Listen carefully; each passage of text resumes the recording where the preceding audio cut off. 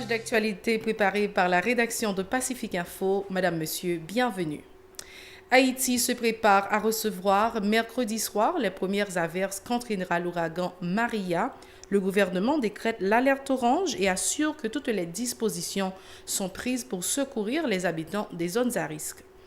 La plateforme politique Petite Dessalines annonce 3 nouvelles journées de manifestations dans la capitale du 20 au 22 septembre, toujours dans l'objectif d'empêcher le président Jovenel Moïse de promulguer la nouvelle loi de finances. L'Association professionnelle des magistrats annonce la suspension de sa grève vendredi en raison des préparatifs liés à l'ouverture de l'année judiciaire le 2 octobre prochain. Des directeurs d'école, parents et élèves se disent préoccupés face à la situation socio-économique qui risque d'hypothéquer l'année scolaire 2017-2018. À l'étranger, un séisme de magnitude 7.1 fait au moins une cinquantaine de morts et des dégâts matériels importants dans la capitale mexicaine. Le développement de ce journal, c'est tout de suite. Bienvenue au développement de ce journal. L'alerte orange est décrétée ce mardi sur tout le territoire national dans le cadre de l'éventuel passage de l'ouragan Maria sur Haïti jeudi. Le gouvernement prévoit de fortes averses pour mercredi soir sur plusieurs départements du pays. Face aux dégâts que risque d'occasionner cet ouragan de catégorie 5, le Premier ministre Jacky Lafontaine a assuré que des dispositions sont déjà envisagées en vue de voler au secours de la population. Le chef du gouvernement appelle la population à rester vigilante et à respecter l'ensemble des consignes de protection des autorités. Ces propos au micro de Jean-Marc Sondorcé et Riguer Noël. Chers compatriotes, ouragan Maria, qui de catégorie 5 a dirigé actuellement vers l'île Hispaniola. Ouragan ça, l'a gagné pour le frapper côte pays d'Haïti à partir de jeudi pendant la journée. Mais cependant, cyclone ça, il n'a pas intéressé totalité pays d'Haïti. Mais, nous avons en pile la pluie. Et la pluie ça, n'a pas intéressé totalité territoire d'Haïti. Et la pluie ça a commencé très probablement à partir de demain soir. D'où risque pour nous gagner inondation. Nous connaissons que c'est inondation généralement qui constitue mon en pile en Haïti. Gagner glissement terrain et nous avons gagné la mer qui est très malouque, surtout dans la zone nord-pays. Nous décrétons niveau d'alerte vigilance orange sur toute l'étendue du territoire national. Protection civile déjà mobilisée.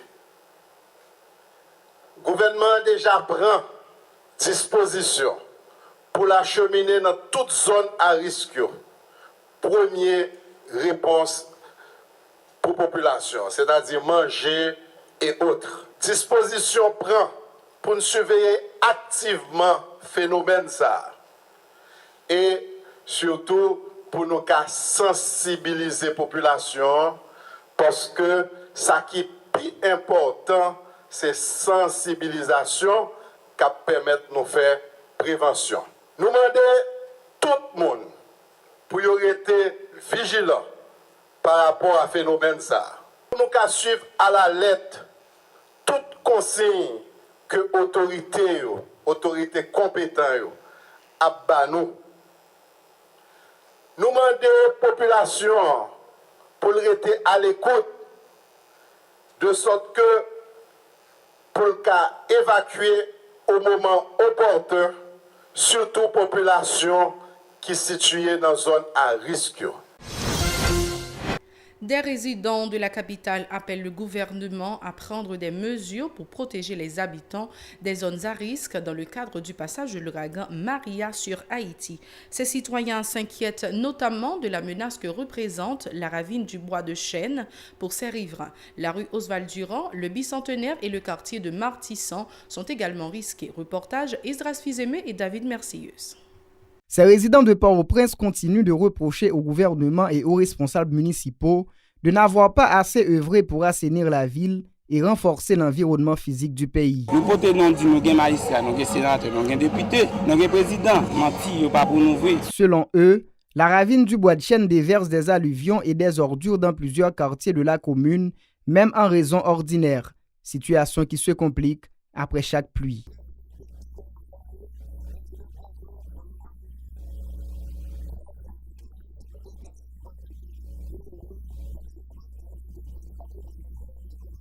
Bois de chêne nan ta nettoyé, faut que tu aies propre que tu fait là-dedans, juste et pas moyen, juste pour moun qui vivent bossi yo capable et la liberté. Ces riverains appellent les autorités à assumer leurs responsabilités en vue de limiter les dégâts éventuels à l'occasion des prochaines intempéries. Bon, bah c'est ça l'État doit faire important, plus important là, faut que tu es capable que tracteur vienne nettoyer bois de chêne parce que pour être capable de jouer en liberté parce que l'aide l'eau en descend, il faut pas qu'il y ait de dégâts là. Les autorités gouvernementales ont décrété l'alerte orange dans le cadre du passage de l'ouragan Maria jeudi, indiquant que toutes les mesures seront prises pour sécuriser la population, notamment les résidents des zones à risque. À seulement 2 jours d'intervalle, aucun travail de curage de rivières ni de canaux n'est remarqué dans la capitale. L'Association professionnelle des magistrats annonce la suspension le 22 septembre en cours de sa grève visant de meilleures conditions de travail et la majoration des crédits alloués au Conseil supérieur du pouvoir judiciaire CSPJ dans le budget 2017-2018. Lors d'une conférence presse mardi, le secrétaire général de cette structure, Maître Martel Jean-Claude, a justifié cette décision par les préparatifs liés à l'ouverture de l'année judiciaire le premier lundi du mois d'octobre prochain. Reportage Nancy Constant et Francineus. Au palais de justice de Port-au-Prince, mardi 19 septembre, toutes les activités sont paralysées pour la 8e journée consécutive suite à la grève des magistrats. Jusqu'à la mi-journée, rien ne fonctionne. Des justiciables qui ne désespèrent pas sont remarqués dans les parages. Ils dénoncent une situation alarmante et mettent en cause la faiblesse de l'État. Nous venons là aujourd'hui, nous ne pouvons pas attendre plus grand chose que ça parce que nous pas de gros bagages ou attendre de pays ça encore. Ou t'a dit c'est un pays où veut fermer dit tout le monde à vivre de l'autre côté. Réunis dans la salle d'audience du tribunal de première instance, des membres de l'association professionnelle des magistrats établissent de nouvelles stratégies pour faire respecter leurs revendications. Les grévistes se disent conscients des conséquences de la grève sur les activités des justiciables.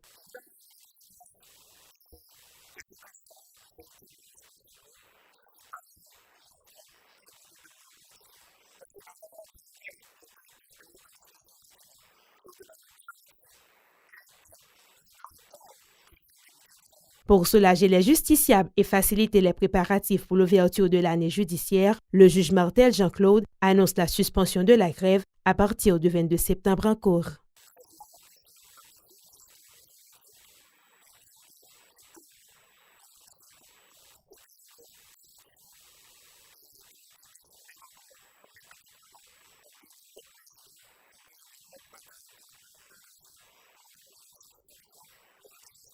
L'Association professionnelle des magistrats haïtiens menace de reprendre ce mouvement de débrayage après l'ouverture de l'année judiciaire le 2 octobre 2017 si rien n'est fait pour satisfaire leurs doléances. Les magistrats continuent d'exiger l'amélioration de leurs conditions de travail et l'augmentation des crédits budgétaires accordés au Conseil supérieur du pouvoir judiciaire dans la nouvelle loi de finances. Autre point de ce journal, la plateforme Petite Dessalines a annoncé ce mardi 3 jours de manifestation dans la capitale du 20 au 22 septembre 2017, toujours dans l'objectif de contraindre le chef de l'État à revenir sur sa décision de promulguer la nouvelle loi de finances. Selon l'ancien candidat à la présidence, Jean-Charles Moïse, ce mouvement de protestation débutera mercredi au centre-ville de Port-au-Prince pour s'achever dans la commune de Pétionville. Le parcours des 2 autres jours devrait aboutir devant le siège du Parlement au bicentenaire et celui du Conseil électoral provisoire à Pétionville. Jean-Charles Moïse est au micro de Jean-Marc Sondorcé et Riguer Noël. Les 20, date de naissance par Dessalines, nous avons monté Pétionville pour aller devant le Palais national. Le 21, nous cassons rendez-vous avec M. parlementaire, député sénateur, nous avons venu. Et le 22, nous avons aller Pèlerin 5. Après, en pile discussion avec la police nationale, nous n'avons pas d'accord d'aller devant Kaye Joël Moïse dans Pèlerin 5. Finalement, nous sommes d'accord pour aller devant CEPA dans Pétionville, pour nous dire non, nous ne sommes pas d'accord avec la question du conseil électoral permanent. Et nous connaissons tout samedi qui venu là. Rendez-vous cassé, sur l'aéroport, nous parlons devant le parc industriel et puis nous parlons devant l'aéroport. En gros, c'est l'agenda ça nous gagne.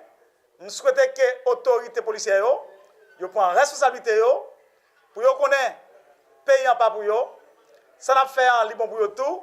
Pas occuper, mais c'est bandits légaux qui insister, exiger pour violer les droits de l'homme. Nous tous connaissons nos rendez-vous avec la police nationale et tout le monde suit nous. C'est pour nous donner un premier maniflant, ils ont infiltré. Deuxième maniflant, les autres attaquent nous. Le peuple prend la rue parce que Pétionville pas écrasé. La presse n'a pas à présent pour nous. Est-ce que c'est le peuple haïtien qui a fait des ordres ou bien c'est la police nationale à travers des policiers par la nationale qui contrôle? Je dis à nous clair, depuis c'est la police qui fait des ordres, nous décliner de toute responsabilité que la police nationale elle-même prend responsabilité. Je l'autre bagarre encore, nous demandons à tout le monde qui vient dans le maniflant, femmes de garçon, mettez chemise ou bien corsage qui sont ou bien maroc en dans pantalon en dans jupe pour que nous soyons capables de contrôler la manifestation.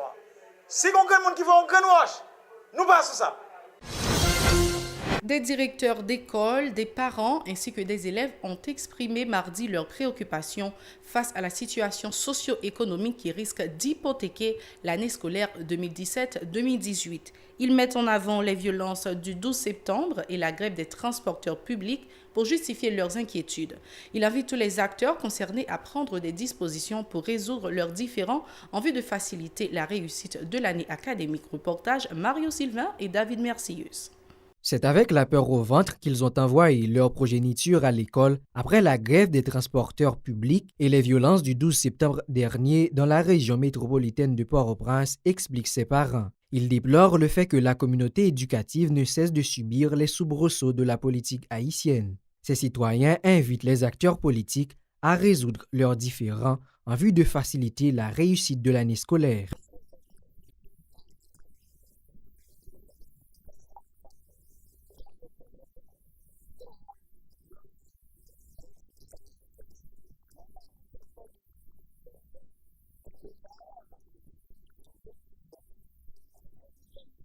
Puis je me mets l'école là, et quand il arrive là, même, j'ai espoir, même tu en doute.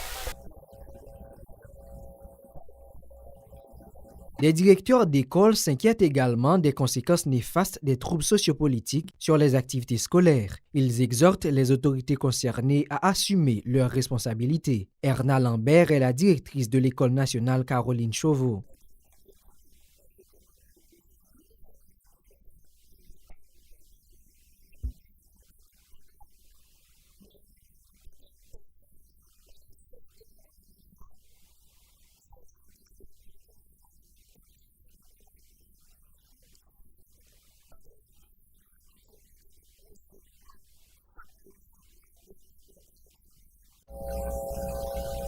Plusieurs élèves s'insurgent contre les protagonistes dont le litige affecte considérablement le fonctionnement des écoles alors qu'ils se complaisent à crier haut et fort que les jeunes représentent l'avenir du pays. Parce que c'est pas élèves qui t'a, c'est pas à cause de nous-mêmes qui fait manifestation pour ba nos chance, mais apprendre parce que c'est nous-mêmes qui jeunes pays nous qui va faire bagaille pour au lieu que pour aider nous pour toujours bagaille parce que pas aimer que pendant mi-temps l'école là a fait commencer de laisser faire manifestation, grève nous pas venir l'école.